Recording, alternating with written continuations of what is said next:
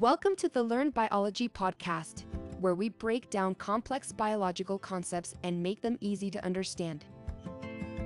Today, we'll be continuing our series on cells. In this episode, we'll be discussing passive movement in cells, specifically diffusion and osmosis. Diffusion is the passive movement of molecules from a region of high concentration to a region of low concentration until an equal distribution of molecules is achieved. This process occurs naturally and does not require the input of energy, such as ATP.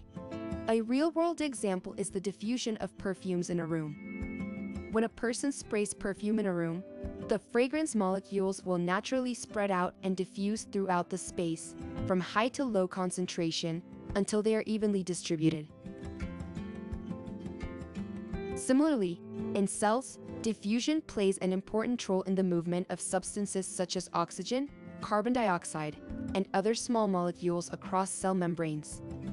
For instance, oxygen molecules diffuse from the surrounding air into the alveoli of the lungs, where they come into contact with blood and diffuse into the red blood cells to be transported to tissues throughout the body. Osmosis is a form of passive transport, meaning that it does not require the input of ATP energy. It refers to the movement of water molecules across a selectively permeable membrane, and the water moves from an area with low concentration of solute to an area with high solute concentration, in order to balance the concentration of solutes on both sides. This is simply described by saying that water flows from regions where it is more pure to less pure. In cooking, an example of osmosis can be seen when salt is added to a cut tomato. When the salt is sprinkled on the tomato, it creates a concentration gradient of salt on the surface of the tomato, where the concentration of salt is higher than inside the tomato. The water molecules in the tomato then move across the selectively permeable membrane of the tomato cells towards the area of higher salt concentration, in order to balance the concentration of salt. This movement of water causes the tomato to become slightly wilted and shrunken, as the water has moved out of the tomato and into the salt solution.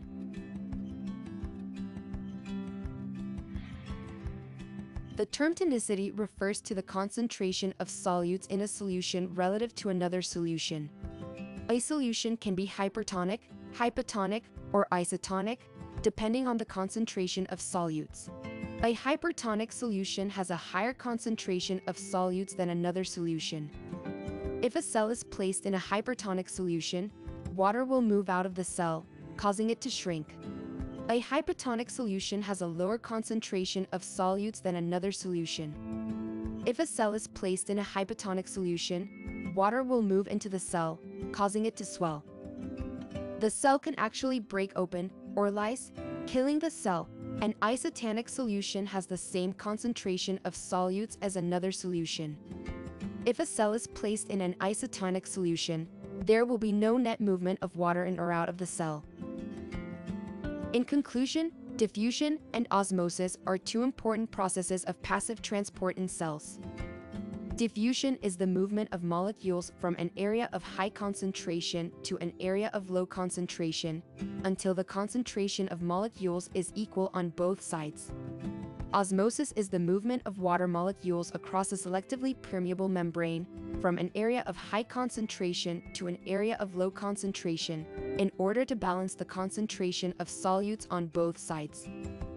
The tonicity of a solution refers to the concentration of solutes relative to another solution and can be hypertonic, hypotonic, or isotonic. Understanding these processes is crucial in understanding the transport of substances in cells and has very important implications in maintaining a balance, or homeostasis, in a cell and the entire organism. That's all for today's episode of the Learn Biology podcast. Don't forget to subscribe and leave a review. See you next time.